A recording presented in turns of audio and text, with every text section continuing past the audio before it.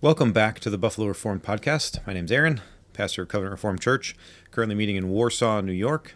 And I know we usually have long-form interviews, about an hour or so long, and we post them once a month, usually the second Monday of every month. And I thought when I feel the need to write an article, I usually write an article and just post it maybe on the Covenant Reformed Church Substack or on the Buffalo Reformed Podcast Substack, depending on the topic. But what I have decided is I'm going to try to do more videos, shorter videos, of the surrounding the things that I would typically write a Substack article about.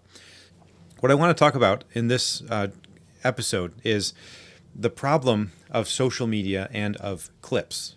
And I recognize the irony of me creating a video and adding another podcast to the plethora of podcasts that are already out there, and writing articles on a social media platform, Substack, which is already filled with people who are writing and who are filling up that space with their rhetoric and their ideas. And some of them are good, some of them are bad, some of them are just in the middle of plain and boring. You've got the whole spectrum of things. So why in the world am I doing this?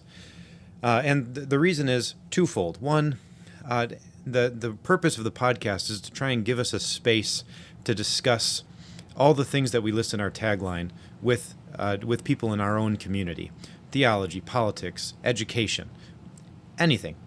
We want to have those conversations, and we want to start thinking a little bit more ecumenically.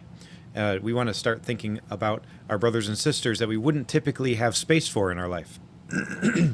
We're trying to create a space where we can invite people in and have conversations, and we'd like it to be mainly focused on our community, so the Buffalo region.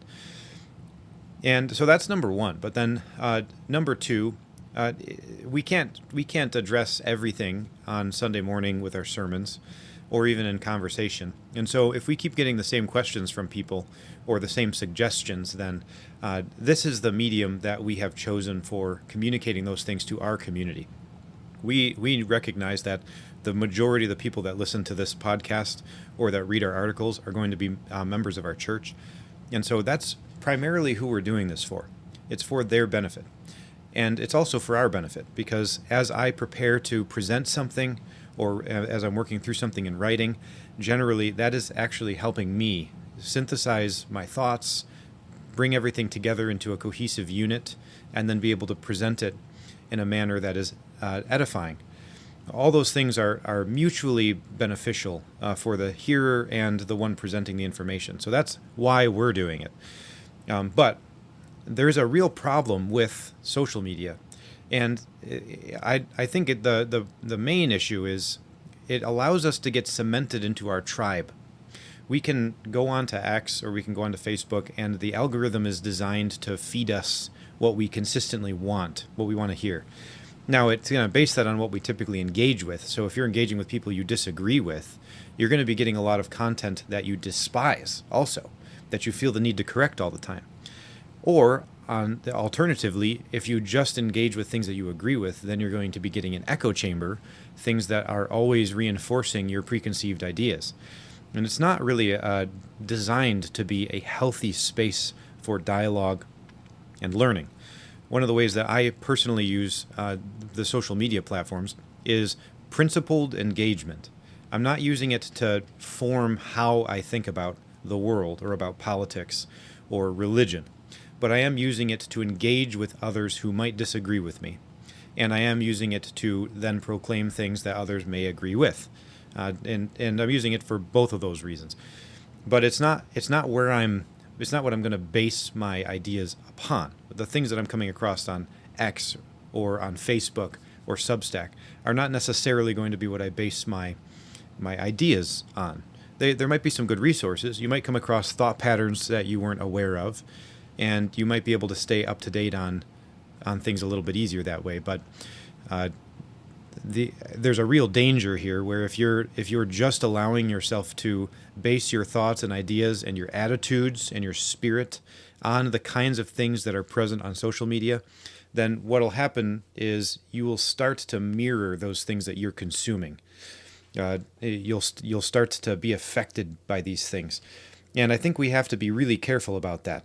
If the social media feed is causing you to start thinking about your neighbors and your brothers and sisters in the Lord, particularly those who are of the same household as you, as enemies, or as people who are working against the gospel in the community, then we might have to rethink our priorities. When we have so much in common with someone, and yet because we disagree on one thing that maybe doesn't even affect a whole lot of our day-to-day, we're going to allow that to cause division or a rift in our relationship. I think we have to think really carefully about that. We really ought not let social media and the tribes that are very shrill on social media affect our spirit so much that the people who are in our daily sphere, who we have an influence on and who influence us and who our lives are actually affecting, we shouldn't allow the social media to cause us to be black-pilled towards them, right? And one of the ways that this happens is by means of clips. People will take a clip of an interview and they'll share it, and then they'll write a blurb that frames it. And this has been used on both sides of every argument that has ever existed, really. It's called propaganda. They will use something out of context, they'll frame it a particular way, and they'll send it out there, and all that it does is reinforces the preconceived ideas that someone has towards that person or the thing that they're saying. And it's really not a good thing. The most recent one that I saw and I was responding to, which has then raised questions, which is why I'm then doing this video, was a clip that was taken of Ben Shapiro. So let me pull that up for you, and we'll take a look at this. Here's the clip. Nick Fuentes has shared this clip from Ben Shapiro's interview with Trigonometry. And this is what it says. If you're a young person and you can't afford to live here, then maybe you should not live here. I mean, that is a real thing.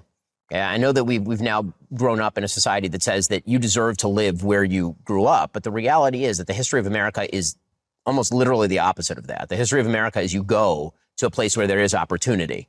And if the opportunities are limited here and they're not changing, then you really should try to think about other places where you have better opportunities. And so the way that this is being framed is that Ben Shapiro is saying that you, as an American, do not have a right to live in America, and that you might need to move because the system is the way that it is. And obviously, Ben's not saying anything about changing the system or anything like that, which is just bogus. So one of the hosts of that podcast, Trigonometry, posted this. The deliberate misrepresentation of what Ben said on our show is just one more example of how much of a sewer X has unfortunately become. And this is what Ben Shapiro was saying. Take a listen. Affordability is not like Beetlejuice, where if you just say it over and over, it suddenly arrives. You actually have to pursue policies that are likely to alleviate an affordability problem. But if your solution is always give me more power, and it does seem like that is the solution of the day from both sides, actually, then you're likely to just continue penduluming one side to the other. Because people don't want to learn the actual lesson, which is if you actually want affordability, then either you have to change policies or change locations. Those are really the only two things. He says more, and he explains, he unpacks that a little bit even more. But the idea here is that he says you either change policy or change locations. Those are the only two options that you have. If you are in a place that is not an ideal environment for the goals that you have for your life, you have options. You can seek to change the system so that things can become more affordable, or so that you can get the things that you need, or you can move somewhere where those things are already in place. Those are the things that you can do. As opposed to what tends to be the happening in modern day politics, which is if you vote for me, I can make everything happen for you that is not happening for you now. The system is against you, and if you vote for me and you give me the power to do it, I will change the system so that you will get everything that you want. That's what he's critiquing here. But Fuentes here is using it as a he took out of context Ben Shapiro saying that you might need to move in order to get yourself into a position where you can actually have the opportunities that you want. He took that out of context to suggest that Ben Shapiro doesn't care about his land. He doesn't think that people in America should think about their place and value their place. And this he's presenting as evidence of that, which is just a completely taken out of context. Ben Shapiro is not talking about place. He's not talking about property ownership. He's not talking about generational wealth or building a community where you have been for generations. He's not talking about any of that stuff. He's simply critiquing the idea in modern day politics. And he even says in this episode, Ben Shapiro says, we've raised an entire generation of people to think that if they're not achieving their goals, if they're not getting the things that they want or they need, that this is a problem of systems. It's not a problem that they can go and solve. And so this is what I was responding to in a lot of my X feed over the last few days, trying to demonstrate to people that if they're critiquing Ben Shapiro, because I was seeing a lot of conservative Christian leaders that were sharing this clip, this same clip that Nick Fuentes shared. They were sharing this clip and they were saying things like, does he think this way about Israel? Or this is why the conservative movement is going to die. This is not going to appeal to young people. And if you understand what they're saying, if they're critiquing what Ben Shapiro is actually saying, then what those conservative leaders are saying by sharing this clip with that framing is that the way to win young people or the way to establish the conservative movement in the vein that we want is to promise things to the people that think that they have them, that they need them. So if you don't have something, just vote for us and we'll give it to you. That is a leftist socialist idea. And so these conservative leaders are resharing something that is actually in line with a socialist political theory. Now, and I'm not critiquing either side when I'm saying this. There was another example just today of somebody who took Tucker Carlson out of context and did the same thing, and I critiqued that also. And then thankfully the author of that deleted the video. That's how it should be. We need to be disciplined about what we're seeing on social media and how we're engaging with it, and we need to be very careful that the things we're engaging with are honestly presented, and that we're not basing our opinions about Ben Shapiro or Tucker Carlson on the latest clip that's making its way around the internet. Most of the things that people see with all of the most popular commentators today, and so we just list them: Nick Fuentes, Candace Owens, Tucker Carlson, Ben Shapiro, Matt Walsh, and any of these guys, most of the content that I think the majority of us engage with those people are clips. And so we don't know if they're honest or not. It's best if you are unsure to go to the source and see the clips that the people that are involved in the video are sharing, because they're going to share things that are in context of their own video. Which is why if you're looking to engage with something or just figure out whether it's being honestly presented, just go to the source and see if you can figure it out from there before you engage with it. Yes, it takes more work, it takes more time, but do it. I think that's a necessary part of principled social media engagement, so that you're not falling prey to this tribalism that people are using these sources for. Now, last thing I want to talk about, and that is liberalism and post-liberalism. Now, I'm not an expert on these things, and I know somebody who is, and I'm looking forward to having him on the show again in the near future so that we can discuss some of these things. But I just want to give you my personal analysis of the fracture that's currently happening in the conservative movement and why there is some infighting. So I'm going to leave my screen up so that we can talk about this. I'm using the AI Perplexity, and it's drawing from, you can see, Wikipedia as well as Encyclopedia Britannica, a few other things. And I asked it to define liberalism. And so you can read it here. Liberalism is a political and moral philosophy that centers on the rights and freedoms of the individual, emphasizing liberty, equality before the law, consent of the governed, and the protection of private property.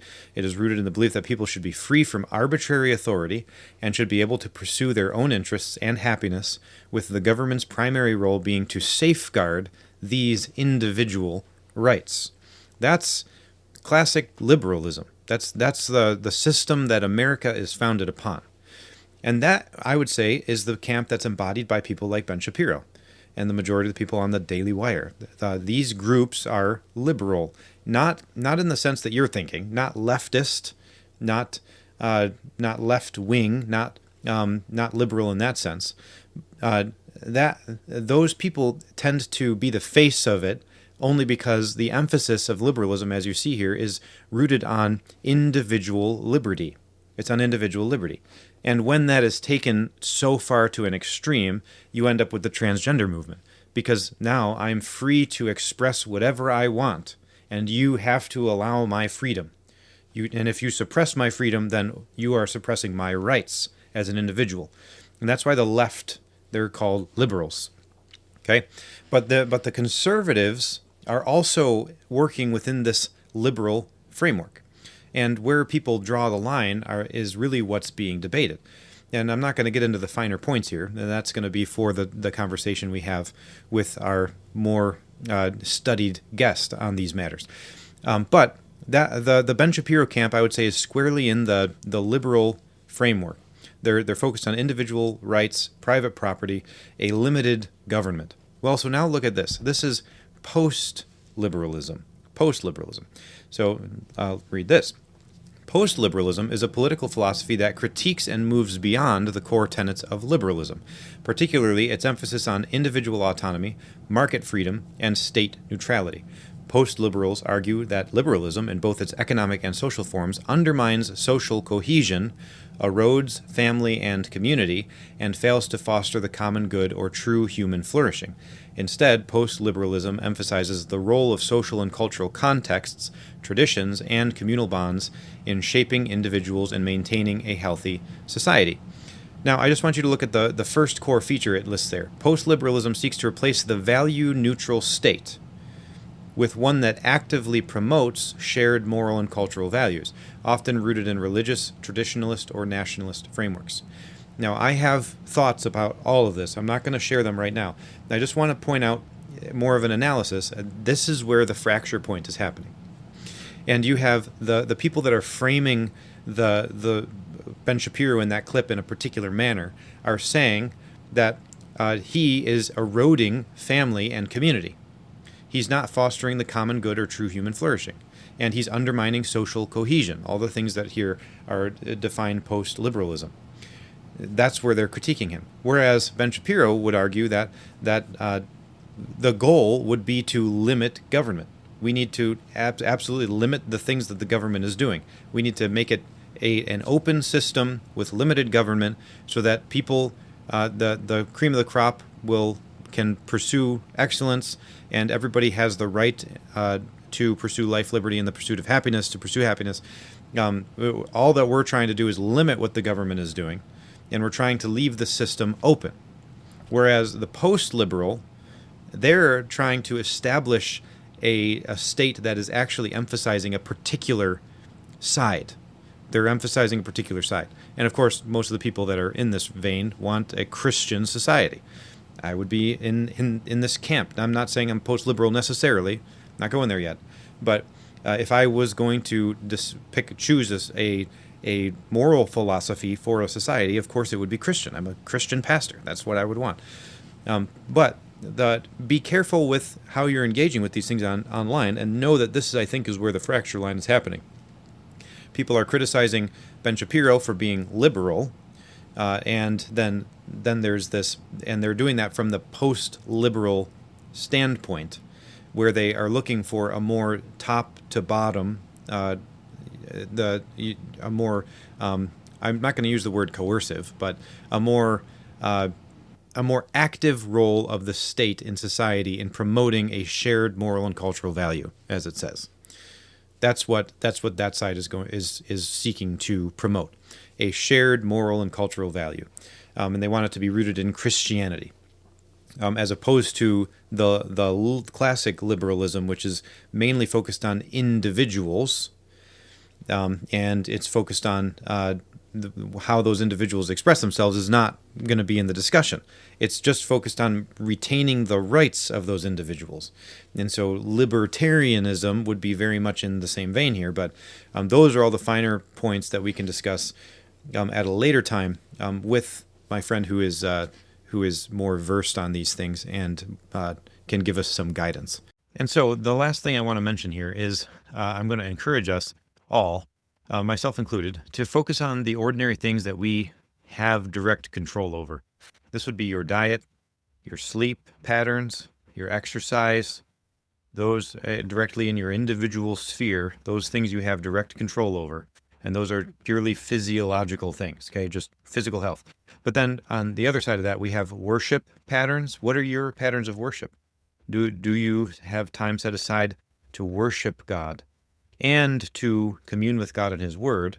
I do. Those things are not mutually exclusive, but I think it's important to have a time where you're simply worshiping the Lord, and then there are other times where you are trying to study to show yourself approved unto God, a workman that doesn't need to be ashamed, because you're rightly dividing His Word. I think that we really ought to think about how we're framing those things and whether we are doing them. Are you worshiping the Lord? How are you doing with your job? Do you have a job? Are you being faithful? Are you doing your job with excellence? That's something directly in your control. How about your family? Are you maintaining good relationships with your family? Do you have good relationships with your children, with your spouse, with your parents, with your siblings? How are the relationships in your life?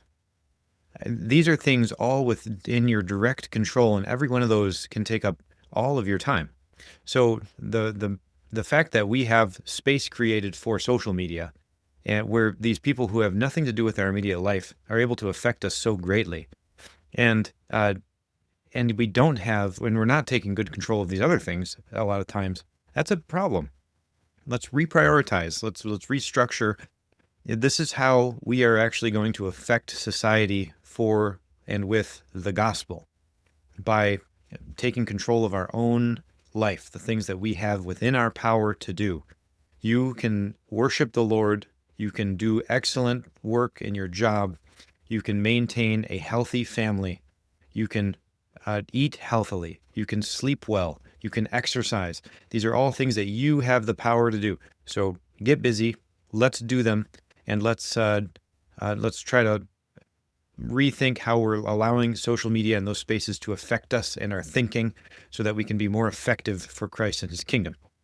Now, what's coming up here? The next interview, I've already done it. It's with Dr. David Erb. He's the one who wrote the Psalms that many of us love and sing, psalm settings that are in the Cantus Christi, which is the songbook that we use. And we just had a great conversation at the Fight, Laugh, Feast conference about building singing communities and some of the things that we can think about and focus on. Very excellent conversation. That's going to be posted the second Monday in December. The episode for today for this month is already posted, and that was the live interview we did with Doug Wilson at our All Hallows Festival. It was a great time that we had during that, and a very helpful conversation with him. He had some insightful things to say, so if you haven't watched that, go ahead and check that out. And always, I hope you guys have a wonderful rest of your week and month, and we'll see you soon. Thank you for listening to this episode of the Buffalo Reformed Podcast.